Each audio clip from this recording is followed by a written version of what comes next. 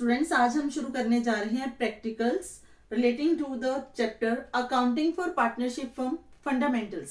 जैसा कि अभी आप सीख चुके हो इसका थ्योरेटिकल पोर्शन, उसमें what is a partnership deed, clauses of the partnership deed and rules applicable in the absence of partnership deed.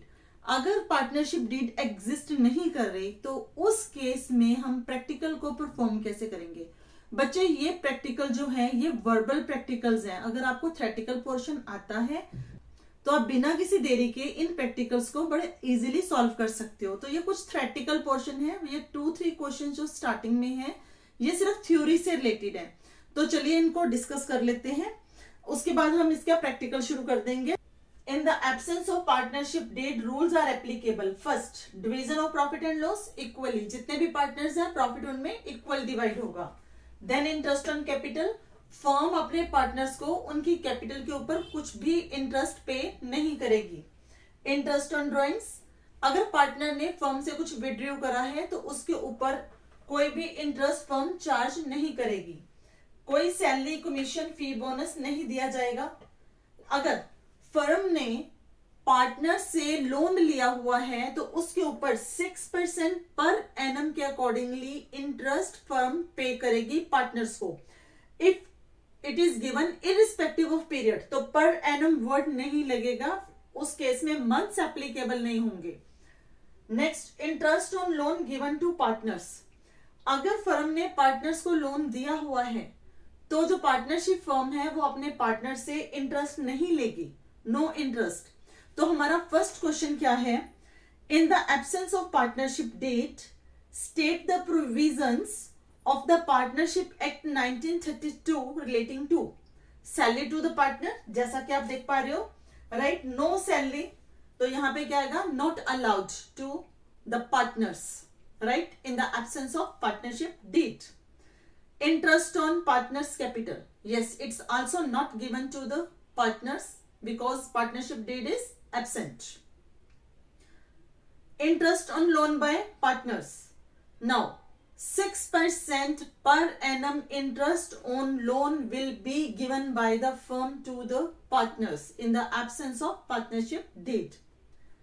Next, division of profit, it will be equal, जितने भी पार्टनर्स होंगे उनमें डिवाइड करोगे equally, right. अगर 2 partners हैं 1:1, 3 है 1:1:1, 4 है 1:1:1:1।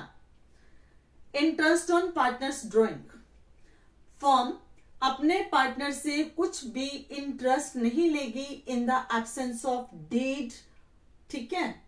Next, interest on loan given to the partners, अब यहां पे फर्म ने पार्टनर्स को लोन दिया हुआ है, इस केस में फर्म अपने पार्टनर से कुछ भी इंटरेस्ट चार्ज नहीं करेगी because in the question it's a mention partnership deed is absent. तो आपका फर्स्ट क्वेश्चन कंप्लीट हो गया। Next question, there are 3 partners, Mahesh, Ramesh and Suresh are partners in a firm, they don't have a partnership deed at the end of the first year of the business, they face the following issues. अब partnership deed इसीलिए compulsory होती है कि partners में कुछ भी dispute arise ना हो। अगर डिस्प्यूट अराइज हो जाते हैं तो उस केस में हम पार्टनरशिप डीड को बेस लेके उनको रिजॉल्व कर सकते हैं। अब यहाँ पे पार्टनरशिप डीड ही नहीं है तो इश्यूज आ गए।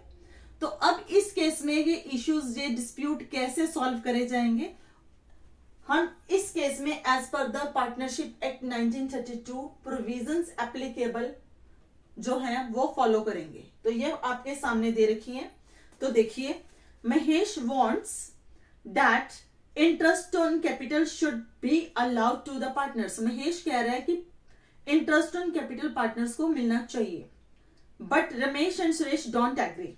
Yes, Ramesh and Suresh are right because in the absence of partnership deed interest on capital is not to be given. Next, Ramesh wants that the partners should be allowed to withdraw salary, but Mahesh and Suresh don't agree. Now Mahesh and Suresh are right because in the absence of partnership deed salary should not be claimed by any partner.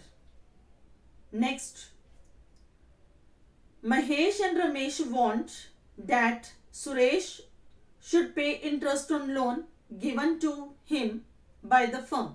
Mahesh and Ramesh चाहते हैं कि जो सुरेश है वो firm को interest pay करे, but Suresh don't agree. Now Suresh is right, in the absence of partnership deed firm will not able to charge any kind of interest from the partner. Last, Mahesh and Ramesh have contributed more capital, decide that profit should be distributed in the ratio of their capital contribution, but Suresh does not agree. अगर वो चाहते हैं कि उनको profit उनकी capital के accordingly मिले तो पार्टनरशिप डीड एग्जिस्ट होनी चाहिए.